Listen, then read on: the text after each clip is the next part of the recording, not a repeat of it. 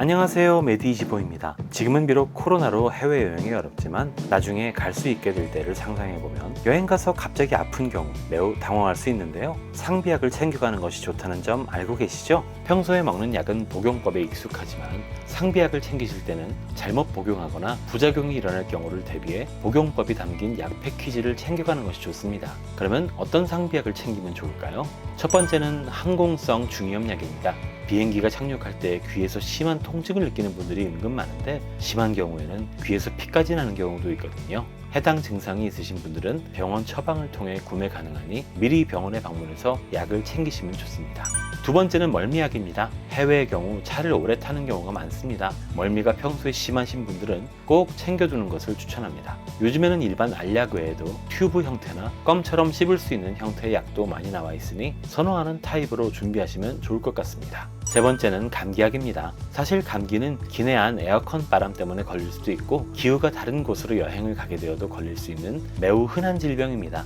애써 떠난 여행에서 감기 몸살로 가보고 싶던 일정에 차질이 생긴다면 몸도 아프지만 마음도 너무 아플 겁니다. 감기 기운이 조금이라도 있을 때 잠들기 전 복용할 수 있도록 상비약으로 가져간다면 센스 있는 선택이 될 것 같습니다. 네 번째는 연고와 반창고입니다. 비행기의 티켓을 확인하다가도 손이 베일 수도 있고 많이 걸어 발에 물집이나 상처가 생길 수도 있습니다. 언제 어디서 다칠지 모르니 필수겠네요. 다섯 번째는 진통제입니다. 국내와 다른 환경인 해외를 가게 되면 흔하게 두통이 생길 수도 있고 무리하게 일정을 소화하다가 몸에 근육통이 생길 수도 있습니다. 이때 아픔을 참지 말고 약을 복용하시면 도움이 되겠죠. 여섯 번째는 소화제 또는 지사제입니다. 해외에서는 탭워터, 즉 수돗물을 식수로 사용하는 레스토랑이 많아 현지 물이 몸에 맞지 않는다면 바로 복통과 설사로 이어질 수 있는데요. 화장실을 이용하기 불편한 곳도 많을 수 있으니 챙겨가면 유용하게 사용할 수 있습니다. 마지막으로 평소에 앓고 있던 만성 질환이 있다면 꼭 미리 병원을 방문해 약을 처방받고 영문으로 된 처방전을 준비해 주세요.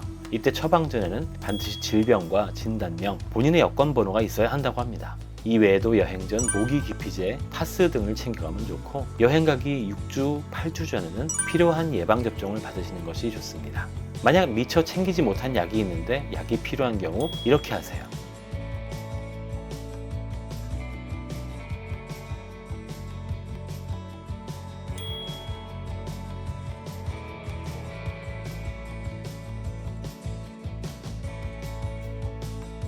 이렇게 해외여행 시 상비약 관련 꿀팁을 알려드렸는데요. 빠른 시간 안에 해외여행이 가능해질 날이 왔으면 좋겠습니다. 이상 메디25였습니다.